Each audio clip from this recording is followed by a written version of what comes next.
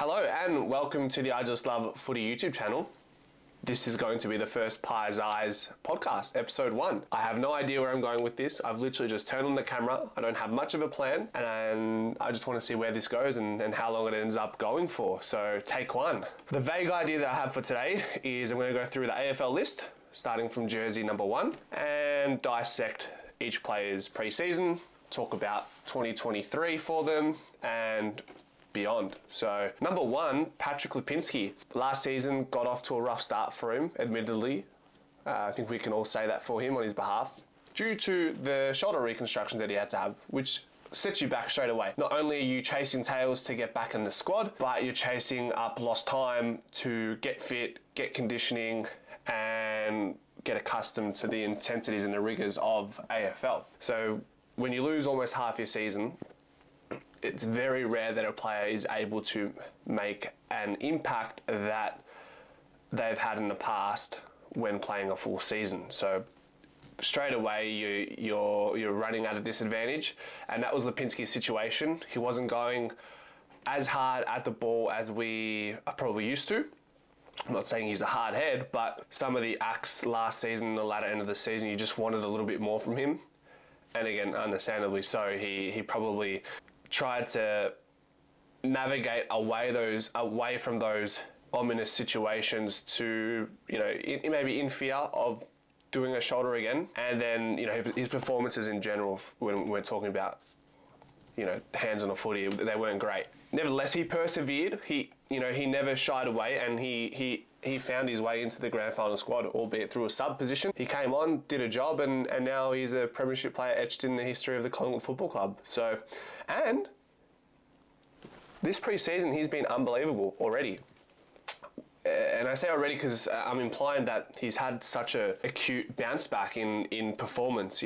I would have been comfortable waiting to see him come back to himself, or hoped to see him come back to himself a few rounds in, but it already seems he's already in the last 2 weeks, being the practice matches against North Melbourne and Richmond. He's kicked 2 goals in both of those games. He's been omnipresent across the ground, always featuring in build-ups, and has been a real shining light for Collingwood this pre-season. I don't think anyone had foreseen this type of performance in the pre-season for Paddy Lipinski. All eyes were on the Ash Johnson, Ruth McInnes, Finlay McRae, Ed Allen, Carmichael, Harvey Harrison. Those are usually the younger blokes. You're looking at the much younger blokes or the unproven lads throughout the pre-season to try and get some whiff of an idea of where they're going to be this year. But you get players like Paddy Lipinski who want to prove everyone wrong and have a chip on their shoulder, and he's done that. So really enthralled to see how his season goes. He didn't attend any centre bounces yesterday against Richmond, whereas against North Melbourne, when the team was relatively depleted of premiership stars, he featured in the middle. So I think he's going to get a lot of his playing time through the wing and off the half-forward flank. But he's making it, if he can make it his own position, like Sidey's made the wing his own thing, and he's accepted that and he's flourished and turned it into his identity. Lipinski can do the same thing, kicking goals and amassing 20-25 disposals in a really good game. So yeah, we'll keep a tab on Paddy this year. Next up, Geordie De Goey.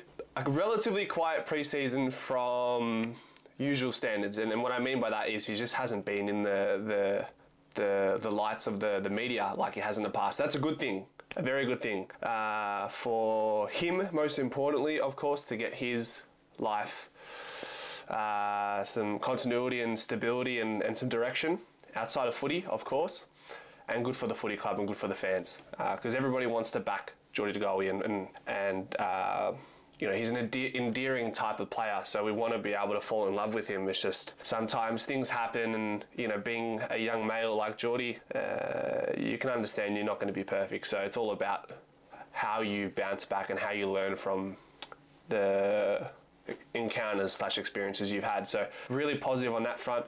His 1-2 punch with Nick Dacos this off-season has been a sight to be seen, whether it be at training, match simulation, practice match for North, practice match against Richmond. De Goey had 20 odd disposals. He kicked the goal. had like 9 clearances, 12 contested possessions, all in the space of like 70% time on ground. It didn't seem like he was getting out of first gear. So I reckon we could see Geordie take it to another level this year. I've mentioned in videos in the past that he does cruise in some games, and he does that understanding that there are other players who can guide the ship throughout the game. But when there's the break glass in case of emergency, De Goey is your man to go to when shit hits the fan and we need a real change up in the middle. And he impacts the scoreboard, kicking goals. So all Australian honours for De Goey. Maybe some more votes in the Brownlow, although it is the midfielders. Yeah, it's the midfielders' medal. That's what I consider it. Nevertheless, I'm really happy for Geordie, and I'm really keen to see him take his game to another level this year. Mr. Isaac Quaynor elevated to number 3, so jersey number 3. Isaac Quaynor elevated to the leadership team this year, and he's embraced it. And I think as a club, you need younger players stepping into leadership role, so that when the elder leadership players see their time out of the game, Quaynor's there ready to go and step up and play a role as a significant leader in the club.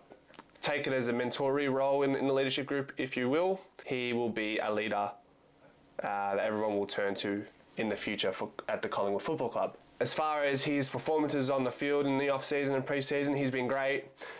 I feel like he was a bit under the pump last week, missing Maynard, Darcy Moore, Jeremy Howe.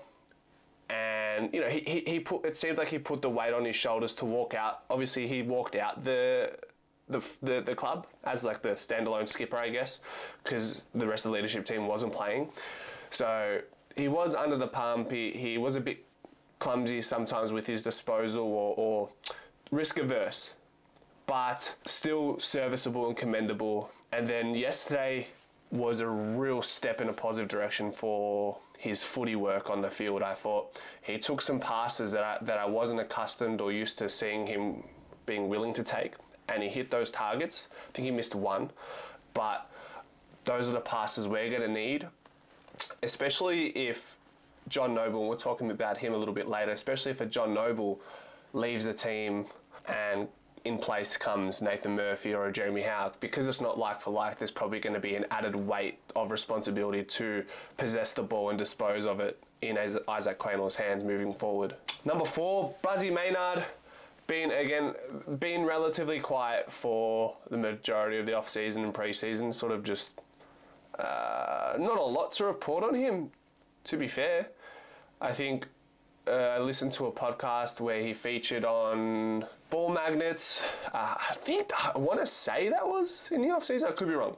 But I haven't got much to say about Bruzzy. I'm keen to see him play this season. I love how he wears his heart in his sleeve, so we'll move on quickly from Bruzzy. Love the bloke and looking forward to seeing him play this year. Jamie Elliott. The big talk of the town for Jamie Elliott throughout the off-season and pre-season was the swingman role that he played in some of the match sim and some of actually I don't think he didn't play any halfback, and that's where I'm getting to. He didn't play any halfback yesterday or the week before against North Melbourne, but in the match sim and the intra-club match he played a bit running off the halfback. So I'm not sure how much thought is being put into that as far as implementing that in the AFL season. Oh yeah, I'm not too sure. He's a great forward, we know that. Can he add a string to his bow and go run off the half-back flank if needed? We've seen him play in the middle before. Hasn't quite worked out for him, or probably got nudged out by all the quality that is in there now. So we'll see where that leads him. And judging off yesterday's first half, it's looking like we're going to go 2 key tools rather than the 3 that we thought might be the case, which was trialled in the second half. But with that being said, Elliott's going to be important if that's the case going forward, because he is a medium-sized forward and plays above his height and is really good in the air. So we'll probably need him down forward if that's the way we're going to go. Moving on to Tom Mitchell. Been loving his podcasts on Ball Magnets, been watching all of them, so they've been amazing. A key cog in last season's grand final win and the season entirely. So let's not get that twisted. He's been an amazing acquisition, and Fly saw that deficiency in contested work. While there is still room for that to grow for the club and the team, he really helped fast track our process as far as that stat line was considered, and ultimately we won a flag off him. How will he go this season? We will see. We know he is the contested bull that he is. Don't know if he can play any other position than midfield right now, so we'll see if he's able to hold his position down. There was a couple moments last year where he was in a bit of strife towards the latter end of the year once the bye came in, but he managed to hold on and played exceptionally through till we won the flag. So good for him. Josh Dacos, not a lot to say about him. Last season, obviously, a great season. All Australian honours for Josh Dacos, along with his brother. He's just, you know what, like, since Nick Dacos has come in, he's really grown a confidence that we hadn't seen before. And I think that has penetrated his development as an AFL footy player. And I dare say we may have not been afforded the luxury to have potentially seen that if it wasn't for Nick coming to Collingwood. I really believe that. I think there's power in that energy, and I just wonder, in an alternate reality, what would have it been like for Josh Dacos if Nick hadn't come to the club? How different does Dacos' performance look on a week-to-week basis? Would have he gotten the All-Australian honours? I know for me, playing with a sibling, I would first and foremost love that, obviously. Love to be on the same field of my brother. But also having that friendly competition to be playing just as well as your brother takes it. It's an intangible that you can't measure. So it's always going to be a question of what if and wondering and pondering. So yeah, that's what I got for JD. Our acquisition, Lachie Schultz from Fremantle Dockers. Fly looking to increase the pressure, the tackles inside 50s. Lachie Schultz is more than capable in kicking goals. Let me some stat references and pop up Lachie and tell you what we see from him. Give me one moment. But yeah, he's played. He did play last week. He didn't play last week against North Melbourne. Well, for certain he played yesterday, and he did play last week. Sorry. So he averaged 1.4 goals last year, 4.1 tackles, 20 pressure act, and I think the tackles inside 50s was amongst the best of the best in the forward line. So let's see here. I'll quickly just confirm that for you. 1.8 tackles inside 50 per game, which I think had him in like the top 3 of the league, nearing Cozzy Pickett. So yeah, Flyers obviously identified another room for improvement, and it's just back to work for the Pies in this off season. It wasn't back to back just going to be a cakewalk and whatnot, but Flyers identified some key areas that we can still improve in, and that will be conducive ultimately to getting us back into the big dance in September. So yeah, really happy to have Lachie Schultz on board. He played well yesterday. He started a bit slow. However, in the second half, he really picked it up, played a bit higher, was finding the ball, putting himself in good positions. Great kicking, great exponent of the kicking for Lachie. Kicked a goal, as I've mentioned, and I think, yeah, he's going to be super for this season, and I think there will be a bit of an alternating balance between Bobby Hill playing up high and then Lachie Schultz playing deeper and vice versa. So I think that will be sort of the synergy between them two this year. Who was our next player? Number 9, Johnny Noble. Fuck, he had a stiff last season, didn't he? Played basically all year, and he just, yeah, fell short of the runway leading up to the final series, unfortunately. So, look, it is what it is.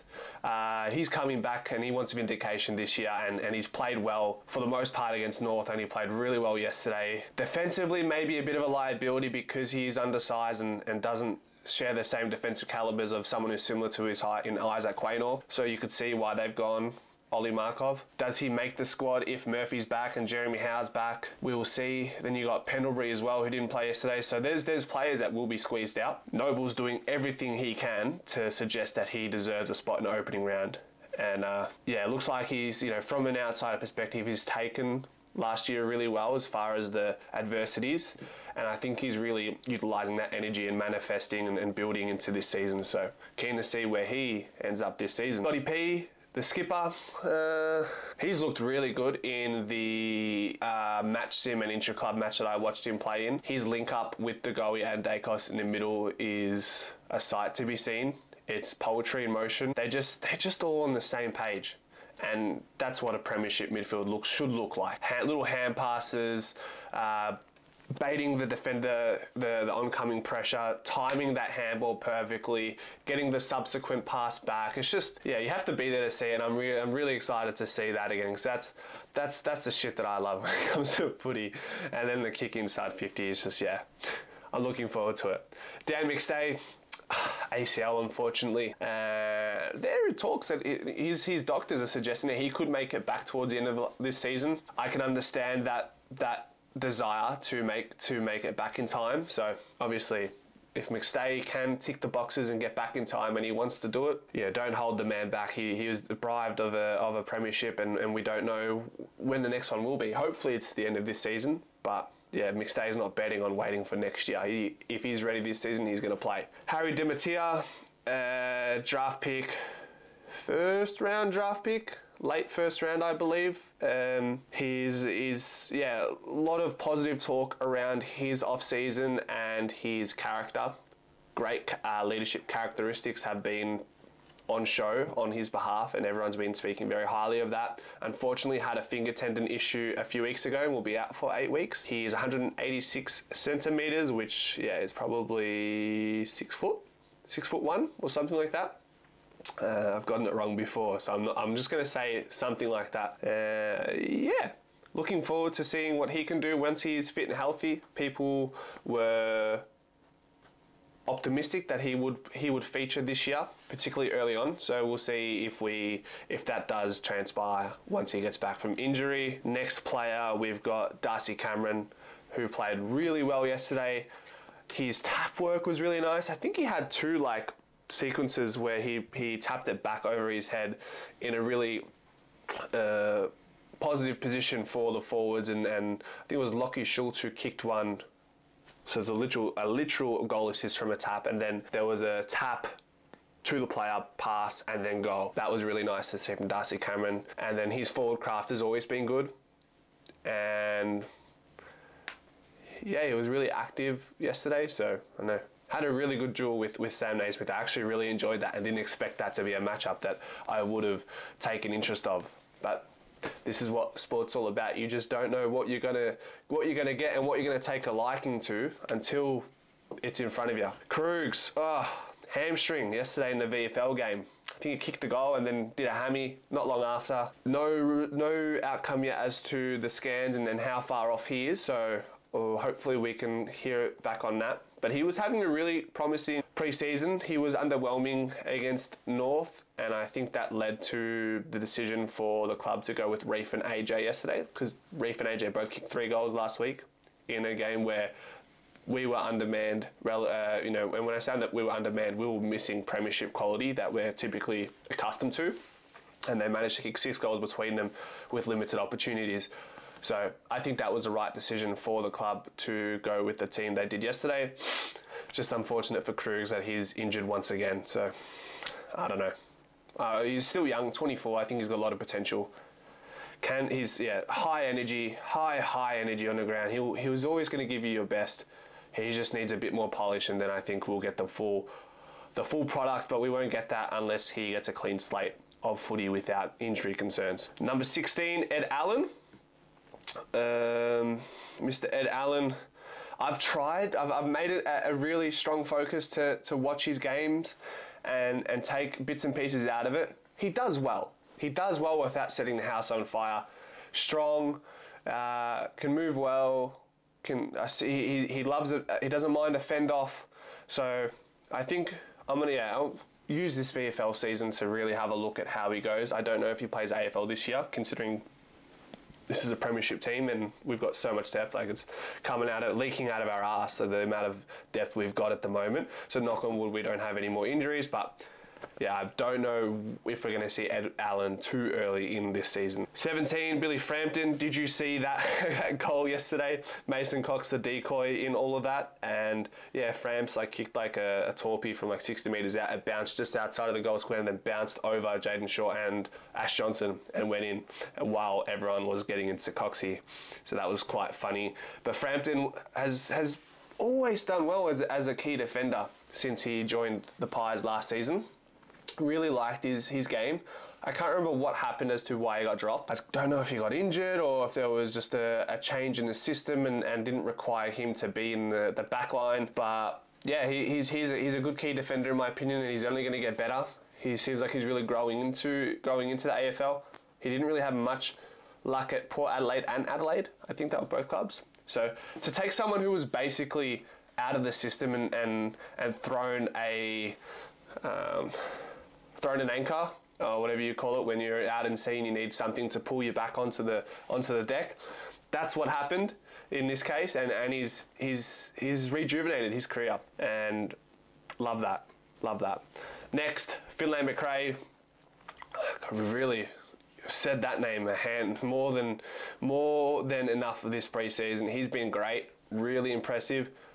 He will get a run. I think he might be the sub for opening round if I had to guess. He featured late in the third and fourth quarter yesterday against Richmond. Pendles was out, so to consider that Pendles was out and McRae still didn't start, that suggests to me that he's still not front of mind just yet as far as making his way into the squad. So I'm going to bet that and tip that he is going to be a sub. While he did play yesterday in that quarter and a half that he did, he still got 10. He had 10 disposals and 6 clearances, so still impressive nonetheless. And then against North, had 20 disposal, kicked a goal, and then in the intra-club was when he went crazy. But you've got to also emulate that form at intra-clubs against AFL teams who want to rip your head off. So that's the next step for Finn. TJ, the defender from the other player from our draft selection in 2023, brother of CJ from Hawks. Derek Hine, our list manager, suggests that TJ and CJ at the age of 18, TJ was considerably ahead as far as development was concerned, which can only be encouraging for the Collingwood faithful, because if that's the case, then TJ should be playing sooner rather than later in the AFL system. I've loved his game. He's mature, he sticks to what he's good at, he can intercept the ball. He had a bit of running dash in the VFL yesterday. A little piece from the match report, Jats athleticism on display, the club's second pick in last year's draft. TJ was impressed this summer with his athleticism across the half-back. He showed glimpses in the AFL game against North Melbourne last week, displayed powerful running ability against Richmond on Tuesday, being yesterday, and the right footer on multiple occasions ran away from his opponents and delivered well by foot, while also providing a strong voice in the defensive 50, which is really promising. And that's a credit to the club for encouraging these young players to use their voice. You know, you could probably argue 5 years ago in the AFL system in general, the younger players are told to keep it shut and just follow suit of the elders and the mentors, but they want to see these young players step up and show and prove that they have leadership characteristics, they have persistence, they have resilience, because that's yeah. I think voice is very important on the footy field. I think you're going to get the ball much more than you probably should if you use your voice, and people are going to confide and trust in you if you use your voice while they're in front of you and you're directing them. It gives them that peace of mind that the bloke behind him or the bloke behind me is gonna tell me what I need to see that I may not be seeing, because they are standing further back and can see the whole field. Still side bottom, timeless, aging like a fine wine. Looked great again yesterday. How old is he now? He is 33, and he looks to only be getting better. And he's a player who could go to another club and probably play in the middle, in the centre bounce, and play very well. So he's sacrificing personal accolades for the betterment of our team. So appreciate that. Bobby Hill, another man that we've probably spoken about a lot more than we've been used to in the past because of how good he's been this preseason. And obviously Mr. Norm Smith, he's been really good. And I think he's going to provide a lot of service to the forward line while also kicking goals. I think he kicked 29 goals last season. Let me just double check. He's going to kick more than that. He's going to kick 40 plus this year.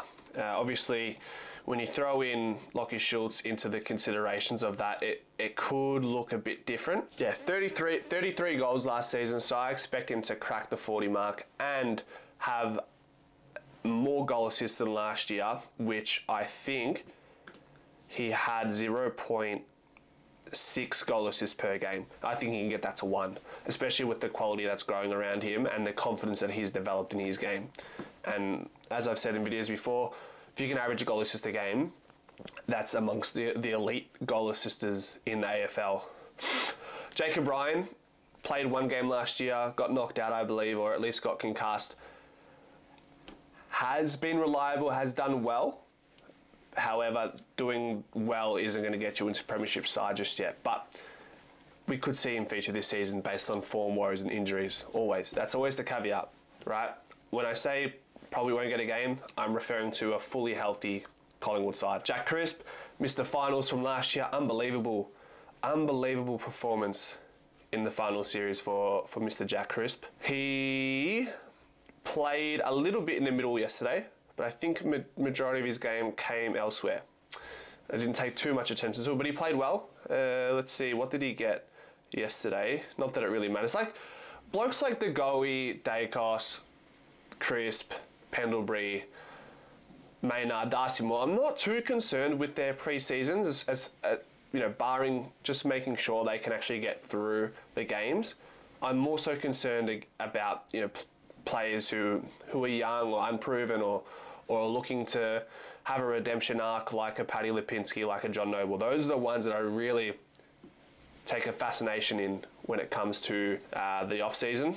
So Jack Crisp, 16 disposals, 73% game time, 2 clearances, 3 tackles. So serviceable. And that's what you want from these players in the off-season. Nothing too crazy. Don't show all your cards and just get through the pre-season unscathed, preferably. Reef McInnes, a really good pre-season, really has put his hand up. It will come down to how they want to structure the forward line for opening round. Do they go, because Ash Johnson is ahead of him right now, based on AJ already establishing himself in AFL last year, and the maturity, and I think AJ has shown a little bit more this off-season. He's got a bit more X factor. It's just about AJ putting it together for a whole season. So it's a matter of, do they go 2 talls, and if that's the case, it'll be Brody, Reef, and Brody and AJ, and then you have Billy Elliott, Bobby Hill, Lockie Schultz, and McCreary. That's 6, isn't it? Hold on. AJ, Brody, Lockie, Bobby, Jamie, and Bo. That's your forward line if they go shorter. Whereas if they go 3 talls, they'll have Reef in the team. Kicked 3 goals last week, as I mentioned earlier, and yesterday featured for a quarter and a half and took a really strong leading mark with his hands out. And I think a lot of his goals will come from that in the future because he's really fast off the mark. Like, his 20-metre half combine time was the fastest for that year. Alright, just had to restart the camera because it said it was too hot. I think I just finished up on Reef McInnes. Bytel, number 27, moving on from number 26, said to have a really good game, a strong game in the VFL. The VFL practice match report suggests that Jack Bytel's ball use was really good and there was a lot of composure in those moments while he possessed the ball. So positive signs of him. I don't think he's in our best 22 for a long time, barring the caveats I mentioned before. So we'll see how his season goes. Very inspiring comeback story for him, because I know he had lingering, ongoing back issues, had surgery maybe once or twice. So I'm a fan of anyone with a comeback story, and if the coaching panel sees that he's good enough to be in the 22 plus 1 being the sub, fuck, so be it. I want anyone and everyone to play in the best 22 if they deserve it, and I'll develop a likening to them as they prove themselves, by way of playing footy for the club and also showing their characteristics as a human being as well is important. All right, Nathan Murphy. Sensitive subject right now. I won't spend too much time on him right now. I don't know if he's going to play again, and it's not up to me to speculate. It's a medical issue, it's private, it's confidential, and so it should be. Hopefully he comes back, and if not, if he decides to retire, fair enough, I understand. I'd like to see him remain in the system and do some sort of coaching or have some sort of role to stay immersed in the game, because he still has so much to give, whether it be on the field or off the field. A great character, said to be around the club. So fingers crossed he can bounce back. Joe Richards, I think he's a mature age recruit that we got last season or the season before.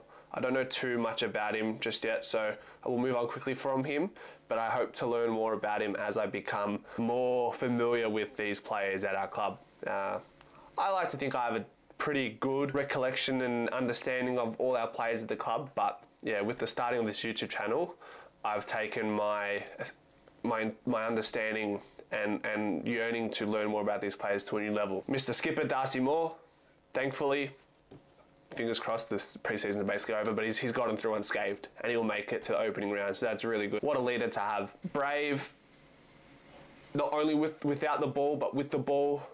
There was a sequence yesterday where he took a kick in, kicked it to Maynard. Maynard gives it to Gold, gives it to Dacos, kicks it to Bobby Hill. Bobby Hill hand pass to McCreary. McCreary kicks it long, and Lockie Schultz finishes it. That's if I remember it correctly. But that sequence doesn't happen if Darcy Moore doesn't kick that ball with the dare that he had from the kick in. And it's been a real trademark of our game the last 2 seasons. I think the Collingwood Football Club have really transformed what a kick in looks like.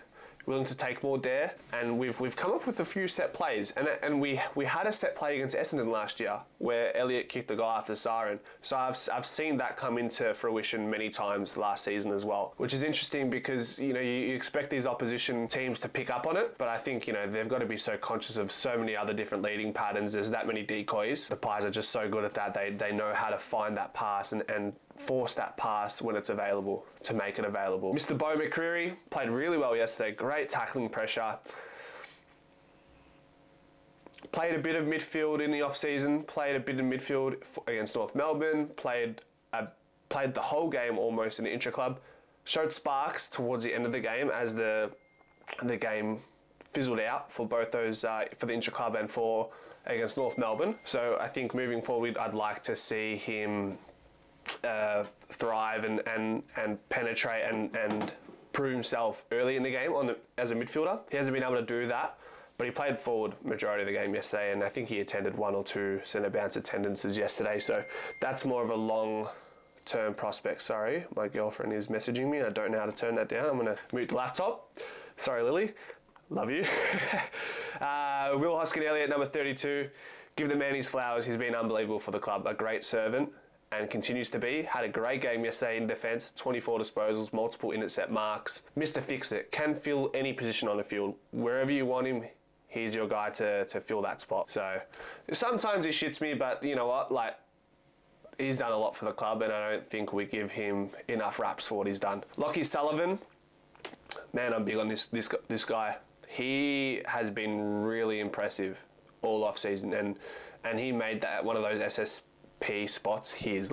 There was no doubt that that's one of those spots was his. He made it his own, and that's what you want when these train-ons come to the club. Kicking goals in the intra-club against North Melbourne. Got 8 disposals and a goal against North Melbourne, playing 1 quarter or a quarter and a bit. And then yesterday played really well. Kicked 2 goals in the VFL and dominated in the midfield. So another real positive for Lockie Sullivan. And he's my bolter for the club. Him and TJ are going to get games this year. Multiple games, a handful of games. Maybe close to 10 for Lockie Sullivan. Not so much TJ. I think TJ can get 5. I would love to see that. Josh Eyre, obviously out with a hamstring at the moment.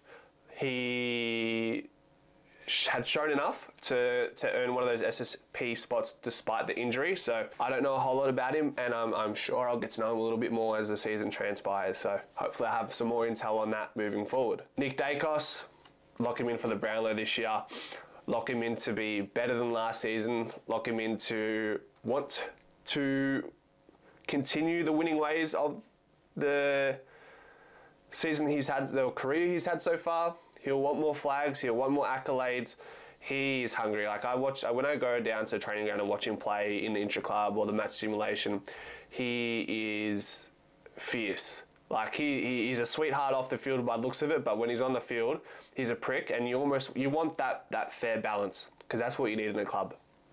You know, when it's time to have fun, but when it gets down to nitty gritty, and there's times where you've got to put your foot down, you've got to do that as well. You can't just be submissive and docile and passive. You need to be assertive sometimes. It's the great, you know, equilibrium. You need to have balance, but what that balance looks like is different for everyone, and it's hard to get the perfect balance, which what makes relationships in general, in footy, in real life, it's finding a balance, but there's no set guideline as to what that balance looks like. You've sort of got to get a gauge for it. It's who's the arbitrator of that. Yeah, Harvey Harrison played yesterday in the second half as well, I think, or he featured in the first half. Let me just double check. Harvey Harrison, Collingwood. 35% game time, so he featured late in the second half from memory. And yeah, without setting the house on fire, he played okay, 5 disposals, couple touches on the wing. So yeah, he's said to be under the tutelage of Jamie Elliott. So we'll see where his career goes. I don't have much to report on him for now. Leggy, Markov, what an imprint he's had on our culture and subsequently our play, our premiership team. He's, again, etched himself in the history of the club now with a premiership. Another player similar to Frampton. His career was basically over, or at least that's what it felt like. And now he's in the best 22 plus one of a premiership side. So yeah, I think his career can go on for as long as he wants now. Whether, you know, it might not be at Collingwood in the next couple of years, but after that, I'm sure clubs will want what Markov brings to a club, and he'll be a great, more than a great acquisition for any club. But hopefully his career remains at Collingwood. Jeremy Howe, been again another really great pickup from Melbourne, really bolstered our squad and fast-tracked us over the last few years. Really versatile, can play forward, can play back. Maybe we'll see him play forward line this year at some point. It has happened over the course of the pre-season. And I think it will just come down to, if we're struggling down the forward line, then we've got to try something different, and that's where he will probably come into the frame. So we'll see how that goes. Beggy, I think he had an injury in the intra-club a couple weeks ago, and I don't know if he featured against in the VFL, but he's still got some work to do. He is relatively undersized for a ruckman, 197, so had some decent forward craft and took some good marks in intra-club, but yeah, when it came to the ruck contest, he just wasn't anywhere near it against, you know, Mason Cox and Darcy Cameron. So watch this space for Beggy. AJ, we just need a little bit more from the effort side and consistency. He's a little bit more slight than Mixday, so he doesn't necessarily. It's clearly not a like-for-like replacement. It's a gap filler and I say that respectfully. I think AJ can have a great imprint, and I think he can kick 40 goals as well this year. There is that potential there. Yeah, but we don't want to use potential too loosely, because everybody has potential. But this season will really tell us where AJ's AFL career belongs, and we'll probably know after the first half of the season. His partner in crime this year, hopefully, if the partnership works out, Brody Myercheck, he plays above his height every week, plays on the best forward every week, defender every week, and does a job for us. More than a job. Averaged over 2 goals per game. I can't wait for the time where he doesn't have to bear the responsibility of taking the key back defender every time, because I think his best position is as playing on the second tall defender, where he can really take advantage of those mismatches, especially being so used to playing against the best defender all the time. That's going to really favour him in the near future. Charlie Dean came on yesterday against Richmond and did really well. Was the first patch of positive signs that I saw from him as far as playing against AFL teams. North Melbourne, I can't say he did too much, and I didn't notice anything, and we got spanked, so I didn't really take that into consideration too much as far as his performance was concerned. But yeah, yesterday was really good. He had like 10 disposals and was really busy. The ball just kept coming his way, and he was playing on Noah Bolter, who's extremely athletic. So I think Charlie did really well yesterday and has only done good things to plot his case to play this year. And we're going to need him to be healthy because Jeremy Howe is only getting older. Darcy is always in the trenches. Maynard's a brute, but yeah, puts his body on the line. So we're gonna need that depth in the back line. That's the point I'm getting to. Steenie did really well in the VFL yesterday as well in the rucks, I'm being told. Will Parker, the new Category B rookie, former pro cricketer, played Big Bash, I'm pretty sure. So we'll get to know him a bit more. Carmichael performed well yesterday in the VFL, according to all reports.